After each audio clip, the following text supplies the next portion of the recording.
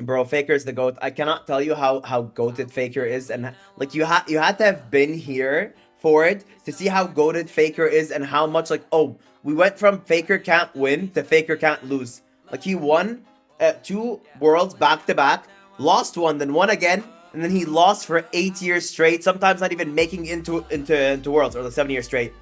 And now 4 years, worlds final finish, didn't win unfortunately, and then one worlds with Doran as the top laner, which is the most impressive thing I've seen. Most impressive thing I've seen is him winning with Doran as the top laner. Something about him carrying, and you got it. Yeah, bro. Okay, no, you don't understand. How do you do versus Teemo? It's a very chill matchup. Just QW into him into a vital facing you, hold your E for his blind, and you one shot him. GG, bro. I cannot. Do you know how many people have won? How many people have won worlds twice that aren't on T1? You know how many people that have never been on T1 that have won worlds? Twice? One guy. It's one guy. It's one guy. That's it. That's it. Like everybody else, it's one dude that won worlds twice that wasn't on T1. A single dude, I believe it was. Everybody else has been on T1 if they've won world multiple times, if I recall correctly. Like, it is some insane statistic where Faker is the winning factor to being able to win multiple worlds. If you're not with Faker, you cannot win multiple times. You're lucky if you win once. Once. Wait, you can't swap because of the quest. You have to swap in champ select. Right. I completely forgot about that. I completely... You have to swap in champ select. Yeah, I forgot about that. Where are you from? I'm from Egypt. Some people think I'm American, but I am not.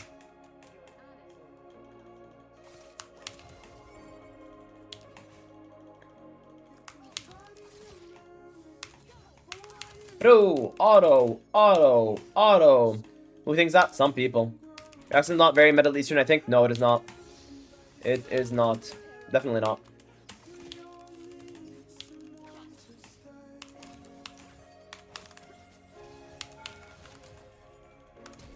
Okay. Bro, he got level 2 the second. The second I would have killed... No! I'm fine. The second I would have killed him, he got level 2. That's crazy. The second I would have killed him.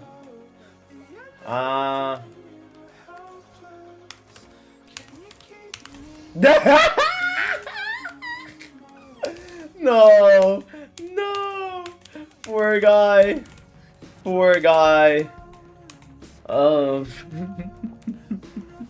Like, I just went here into Fog of War. He couldn't see me here. And then I know he's gonna walk up in a straight line, trying to find where I am because I'm 1 HP and he has flash. So I just went into him. What looks is hero? She's called Irelia. The way that she works is her Q is a dash. If you dash and you kill a minion or a champion, you reset your dash. If you hit somebody with your E, which is a stun, which is the blades that go out, it gives you a dash reset on the champion. It only works on champions. Like, if you E them, you can dash on them for free. And if you R them, you can also dash on them for free. So you can E, Q, and then R, and then Q again. That's how it works, basically. Huh?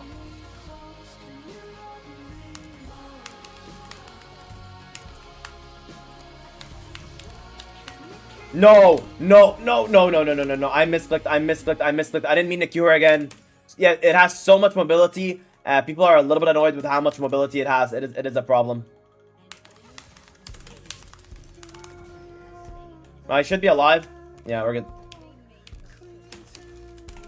Yeah, it is so much mobility. It's a very, like, highly skilled champion. Like, one of the champions that, like you can look cool on because of how much mobility it has. Because you can just do it.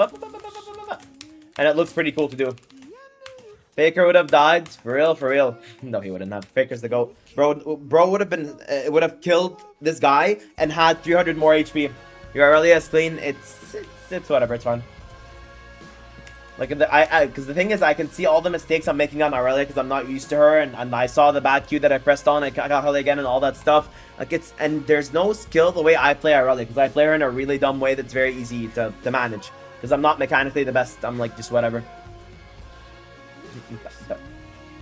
Okay, right now I can't kill the Akali here because it's too close to her turret, so I want to not hit the wave at all. If I don't hit the wave at all, don't get the tilt-proof memes. I get tilt-proof. I know who he is and I watch him. But I don't know the Faker thing. I just know, like, blame the jungler. Like, I want the wave to be pushed into me. I can walk into the wave so she even cues the wave right here. And then it pushes into me and it's fine. You can walk into the wave so they hit you and the wave. That way it pushes into me. The reason why I want to do that is because I can run her down the entire lane. But if she's right next to her turret, it's a little bit harder for me to kill her. Okay. Okay. Not bad. He's 1 HP. He's 1 HP.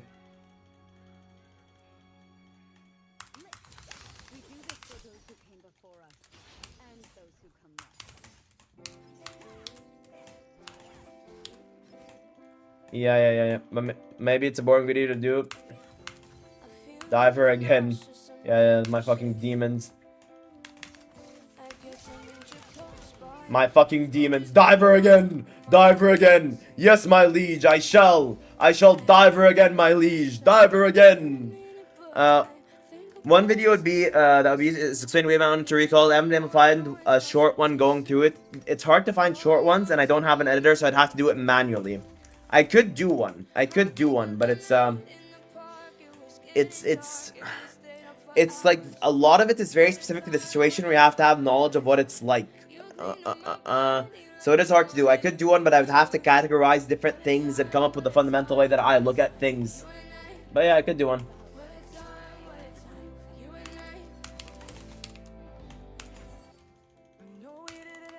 This doesn't reach, this doesn't reach.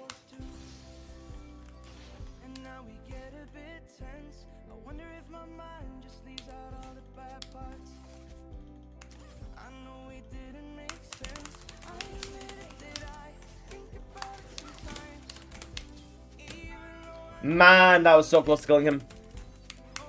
Understanding when to crash slow push because so lost when it comes to it. There's a lot of stuff to it that you just don't know.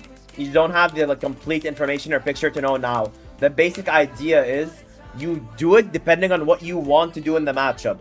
Like, for example, me, I like to take long fights. Akali, she likes to take short fights. How do I know that? Because I know her kit. I know the kind of champion she is. Because I know the kind of champion she is, I have that information. I can't give you that information. Because that's so many details, such specific champion level information about what kind of fights you like. How do you want to fight it? I need to just I need to just do this. Ah, shit. Whatever. I have Bork now, so I just want to recall. So it's very specific. It'd be very specific. Again, I can give you the outline. It's like, hey, if you have this information, this is what you want to do. But I need to be able to categorize things into very specific ways where this is just the correct thing. Yeah. But there is a part to it where, like, oh, now that you have the baseline, I can tell you what to do, but I still need to work on it to categorize it into ways that I feel comfortable. It's like, yes, this is a real way to look at the game. Which I don't have it categorized in my head in a way where it's like, it's 1, 2, 3, 4. I just know what, when I see it, I know it, you know? That's the way that I have it right now. When I see it, I just know, oh, this is what you have to do because of this, this, and this. I don't have it categorized in a way where it's like, oh, this is the ultimate video for it. But I can do that where I make a video for it. It won't be that useful for you, though. Because you just need more game sense, more time, more playing. It'll be useful for you later, but not, like, right now.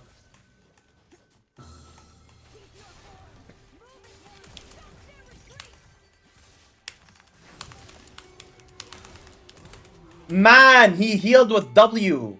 That's so unfortunate. But yeah, the basic idea is, if you want to take a long fight and the enemy wants to take a short fight, you benefit from having your wave as close to your tower as possible and as far away from the enemy tower as possible to give yourself as much range as possible, as much of the lane as possible, to actively run them down the entire lane. And if you want to take short fights into the enemy, something you can do is you can try to freeze the wave next to your turret. They can't really play it into you. That is a real thing that you can just do. Okay, I got everything that I want here. And now I can just recall. You want to freeze it close to your turret if you want to take the short trades. How can you freeze it next to your turret? Well, you need to hit the wave less so they push. But then how can you actually freeze? There are so many factors that go into how you can freeze on average in each champion that it becomes really hard to, like, get it down to a core thing. Because then it's like, oh, well, hey, if the enemy is a melee, they can't really go on you here, so you can hold the wave there, and especially if you're range, you can trade back, and you can hold the wave here, so they can't actually crash it. It's such a specific thing. Is he buying team at first? So, yeah. Also, freezing, do you know what freezing is? Basically, you hold the wave here, They can't walk up because you kill them if they walk up. That's what freezing is. You hold the wave here, they are constantly losing CS because you're holding the wave here, and they will constantly lose CS. It's not good that it's not that good. It used to be a lot better, but it's not that good at all because you just oh, whoops. It's not as good anymore, which is why I got Tiamat and just perma push every wave so I can be everywhere on the map. And also a way that you can think about it, you just ERs, right? Oh, yeah. A way that you can think about it is you are playing a scaling champion on Fiora. It's an extremely scaling champion. You do not need to win lane. If you don't need to win lane, you can just get the Tiamat, perma shove waves, and you don't need to interact with the enemy. It is to your benefit to not interact with the enemy. It is...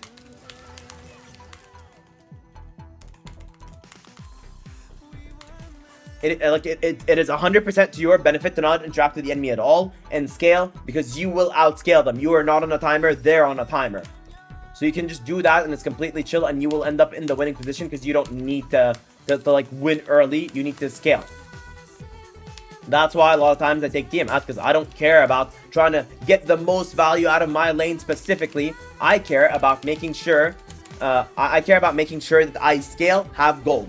Don't care about making sure that they don't. Just as long as I have gold, that's all I need. Tiamat, Merc, Stabbies. I guess Stabbies here, and then let's end here.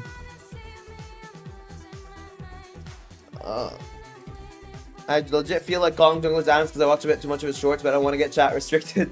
It is funny to call junglers animals, but all I see from his videos is that he's a bad player, you know? It's funny to call them animals, but I just see like, oh, you're a terrible player, this never should have happened, you basically have no idea how the game works. But I just try to view it as entertainment, not a real person playing a real game and actually thinking that way. Because if I view it as a real person playing the game in a real way and not just for entertainment, it's going to be like really cringe to try to look at it. Yeah, see, because a lot of times you get first blood from there, the lane comes insanely. Yeah, it is completely fine for you if the lane is passive. Completely fine for you if the lane is passive, because you will just be able to get such insane value. Oh, wait, shit. You're going to be able to get such insane value if the lane is passive. Oh,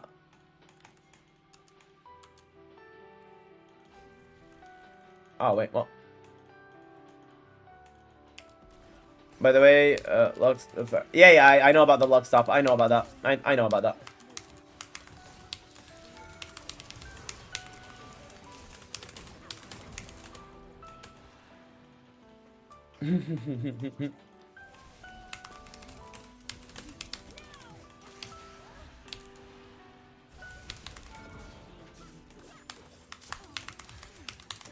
Okay! Not too shabby, Amani. We're doing moves. Let's go, let's go.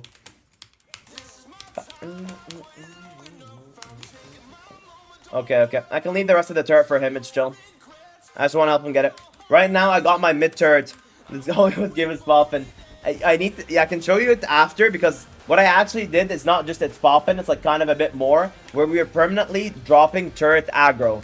Like, I kept walking in and out of the turret and dropping the turret aggro so that I would not die here. I need to go in and out, in and out, in and out, in and out to not die there.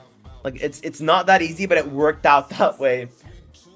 If he's sitting under tower, just, yeah, I still go Tiamat even if he's sitting under tower. I just try to proc demolish, or I just play for the Ravenous Spike and it's all chill, all the classics. Put up.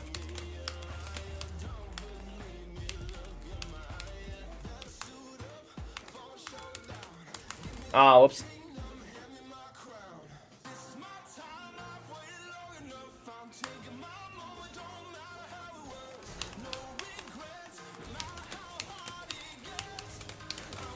Okay. I need to dodge his D.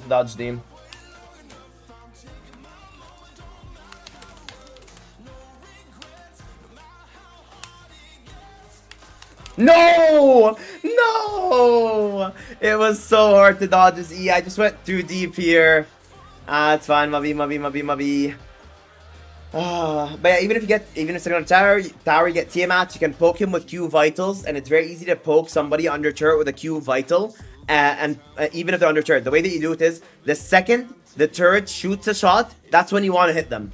That's the exact second you want to hit them. Why is that? Because when the turret shoots its shot, there's a very large cooldown before it can hit again. So you can go in, hit them, and leave. It takes a while to practice, but that's a very good fundamental to have. You don't need to dive them. You can just proc them all. Just walk up to the turret, hit it 3 times, and then Q away. You can do that as well. You don't need to dive them. But either way, as long as you're scaling, getting gold and CS, you are completely fine as Fiora. You will just win. You don't need to feel like you're on a timer at all.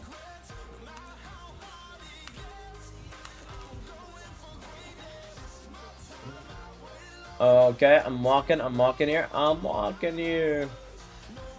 don't want to board this here because it gives vision.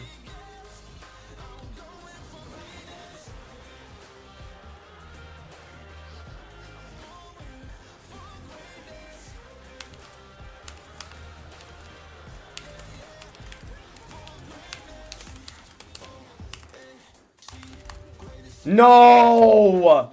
I didn't kill either one because I didn't want to press ignite. That's a big yikes, whatever. Arlia will come into me and die.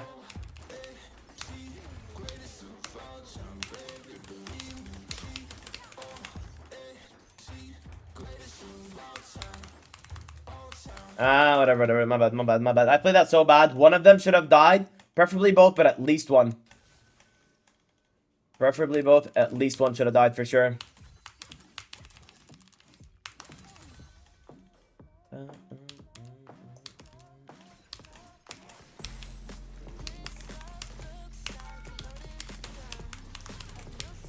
Are we actually serious though? Are we actually serious? Are we actually serious? Okay, we are serious. Nice. As long as we're serious, you know? As long as we're serious, that's all that matters. I don't know how the Jin W hit me. It must have been a bug or something that it even hit me.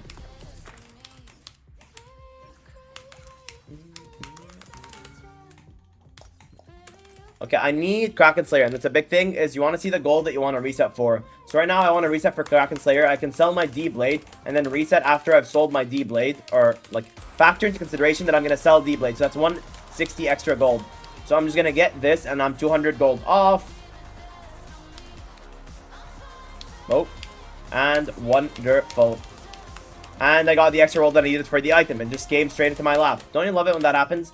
And they just bring up the gold straight into your lap so you don't need to sell your item to buy it. Wonderful. Well.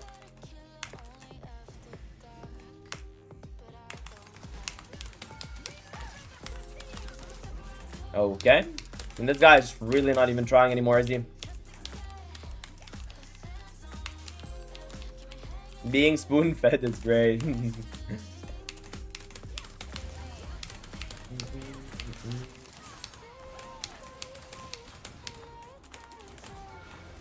No.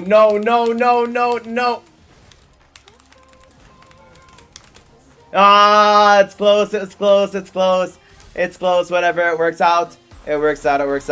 Yeah, being spoon-fed is great. The guy walked straight up to me, gave me the kill. I didn't need to do anything. It's wonderful. I highly recommend to find enemy players that do the same thing.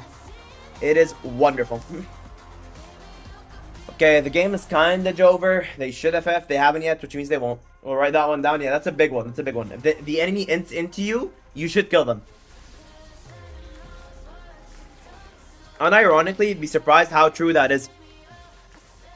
Like, people don't know that the enemy is inting into them. Because, like, you think, ooh, is he out?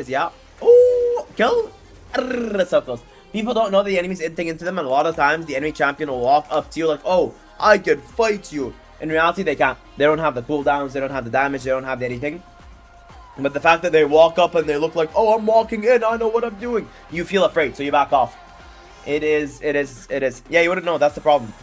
So try and die. Like, keep trying and dying. Like, I give you permission to run it down as long as you're taking good fights. What is a good fight? There were 3 people in front of me. Oh! No, fifth sense! For real, 5th sense.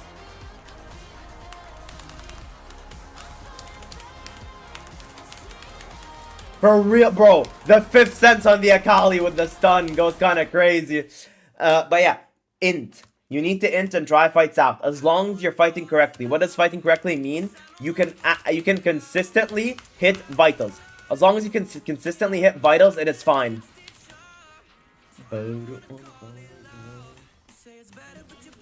Just as long as you can consistently hit vitals in the way that you're fighting it out, and you don't like struggle to hit the vital half the time just because you're not in range, that is a good fight. It has a specific pattern for it, like pretty specific how the fight starts, but that's the idea behind it, where you can actually hit vitals consistently and you land your W on them. That's what a good fight is. As long as you can do that, you are good.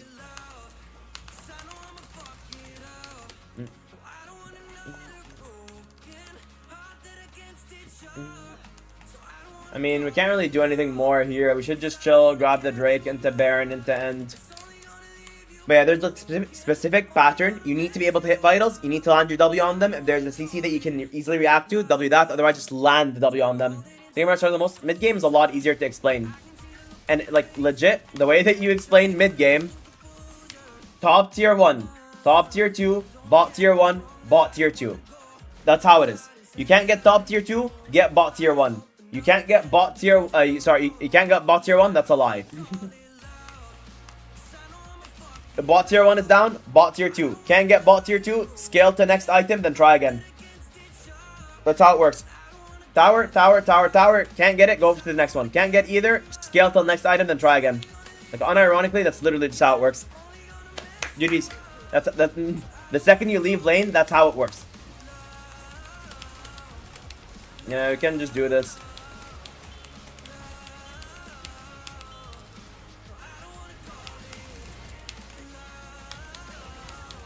Are we serious? That's not real, that's not real, that's not real, that's not real. He has to flash, he has to flash, he has to flash. But he did have E. I missed my R again somehow. I need to be shot for missing my R. Like, legitimately, it is insane that I missed my R there. Like, again, like the easiest R to ever hit and I miss it. That's gone. Yeah, bro, see, the thing is, you don't need to... Like, League of Legends is a single-player game, effectively. The way that you play it is a single-player game. You do not need to care about whatever your team is doing. You will put in the same input every game, and adjust according to your own variables, and you do not care at all what your team is doing. You're playing your own game. Whatever they do is completely irrelevant to what you do. You're just doing your own thing, and it's chill. Like, and whatever they do doesn't affect you, doesn't impact you. Like, you're chill, you're doing your own thing over here. It's all good, all good. I need 35 gold. Okay, I got my thing. Woohoo, Death Dance. But yeah, that's legit how you play the game. League is basically a single player game, effectively. Up until you actually start participating with your team, which when you're playing a split pusher is pretty rare. It is just a single player game. You don't care about other people's inputs. You just play your own game the way that you want. And that's all you need to do. Yeah, go, go, go, go, go, go, go. And the basic idea of if you even want the team fight is, you have to have knowledge if you can win it. If you can win the team fight, you should go to it. Fiora is a split pusher, not a good team fighter. So generally, you won't win the team fight on Fiora because you're not a team fighter. So generally, you don't go to team fights. But you need to try them out enough that you know, oh, it's a good team fight, it's not a good team fight. Like, some indicators are, how much CC do you have as a team? The more CC your team has to set up for you to actually go in, the better the fight is on average. The other thing is, how much burst does the enemy team have?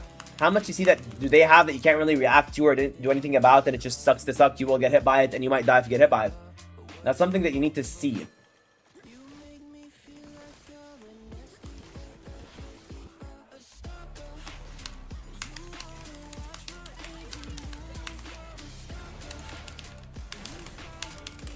Okay.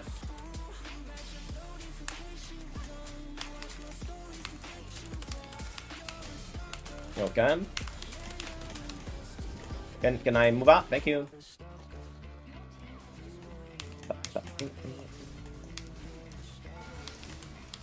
Just won't ADT again, I swear. Ah, bro, turret, chill. It is. This game is crazy, by the way. Bro, it's just a background game. Ah, wait, I don't have. There we go. I was trying to TP to a minion, but I don't have TP. It would be funny if he didn't let you out. Yeah, he just kept me in his cage. Like, no, IRL, you had too much fun this game. Stay.